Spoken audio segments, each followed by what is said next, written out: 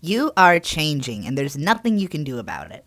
The circumstances of your existence are in constant flux, as every action sends ripples through existence, and the universe is always in action. All data is both reality and fantasy, says Bato at one point in the seminal 1995 Mamoru Oshii classic Ghost in the Shell, a film that uses the setting and characters of the beloved sci-fi police procedural manga to refocus one of its stories into a meditation on the nature of identity, and what it means to change as a living organism. What does it mean for all data to be reality and fantasy?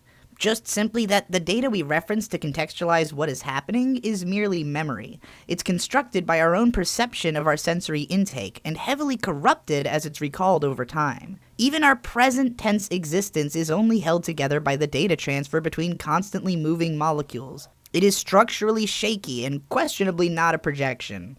Bato also points out that there is a ton of data in existence, and any one person has only a small amount.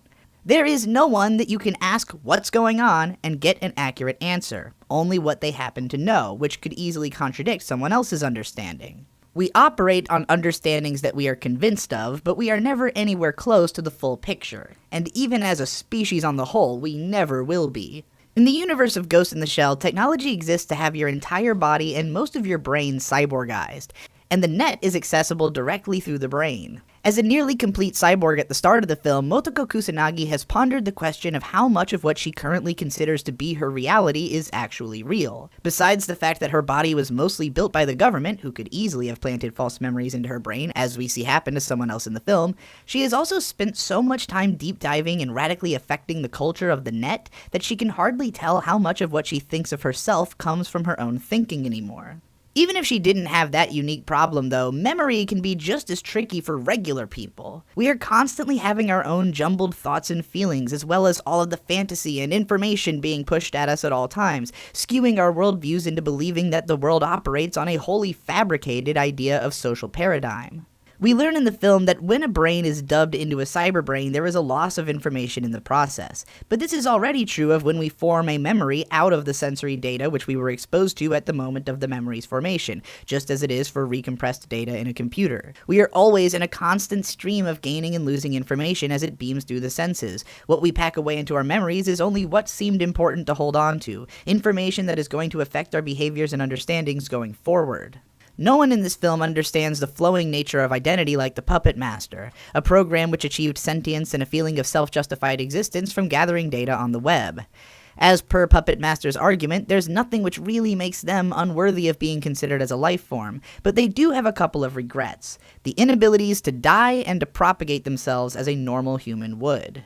When Motoko first sees the Puppet Master, her immediate thought is that they seem exactly like herself. This suspicion holds water when we learn that a big part of what created the Puppet Master's identity was their exposure to Motoko's net presence. In some strange way, the Puppet Master was already partially her own creation, which is what led them to come to her for the sake of fulfilling their goals. What does it mean to propagate yourself, and what does it mean to die, absent of being actually able to literally have children, thus passing on your genetic information, or ceasing to live, silencing your consciousness? Metaphorically, at least, we do both things constantly. Every action we take has a rippling effect which cascades through the net of interaction. We are constantly producing the offsprings of our ideas, merging our thought processes closer as we communicate and become the people that we make one another into. Every time something affects us, we are no longer who we used to be, even if we still carry the half-deteriorated memory of what we think we used to be around with us. It is out of fear of having these effects on the world, or of being changed ourselves, that many of us retreat from society. We don't want to have an effect on anything or to be affected by anything because we fear the unraveling of consequences and our inability to handle them. But we are always having an effect anyways on a level above our view. We are creating problems that we haven't thought about, and we are furthering the wealth of people we will never know. It is impossible to have existed and to have been ineffective. But most people can't let go. We want there to be something real, something core to us that we trust and rely on to get us through. All throughout Ghost in the Shell, Bato is combative with Motoko's existential thoughts, preferring to rely on his assured sense of self. Once you doubt, you can't stop, he warns, as Motoko pines on whether everything is fake or not. But, as is also warned in the film, over-specialization leads to death. In an ever-evolving world, you need to be ready for the rug to be pulled out from under you. You can't simply go on being the same person you always were in a world where that person can no longer exist, unless you're willing to die for it.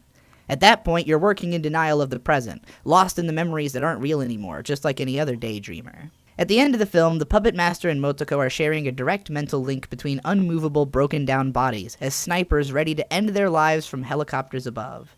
Puppet Master tells Motoko that her desire to remain the same is what limits her, and that she needs to join the higher structure. After all, the more information you allow to pass through you, the better a node you can be, a better meeting point of the threads of the web. There is nowhere to go but forward, and the ground is moving under you, so what's the point in standing still? What are you so afraid of losing? Your life? Good luck keeping that one up forever. At the end of Ghost in the Shell, both Motoko Kusanagi and the Puppet Master are dead.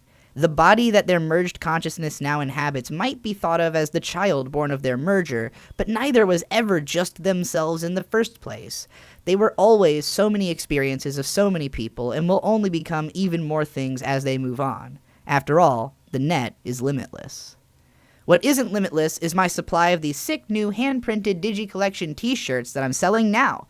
Just like Motoko, you can gaze into the dark abyss of human consciousness with the Void Gazer design. Or you can yourself become a human machine, maybe one dedicated to content. Or hey, you can just explain to all your friends that anime is a Japanese colloquialism that comes from shortening the word animation. If you want to hear more about Ghost in the Shell, I recommend the new series that my friend Best Guy Ever has started, talking about the series in extensive depth, along with an excellent Hamilton parody song. And you should also check out the show that we now do together called Content, where we talk about currently airing popular anime every 4 episodes. Thanks again for watching. I'll see you in the next one.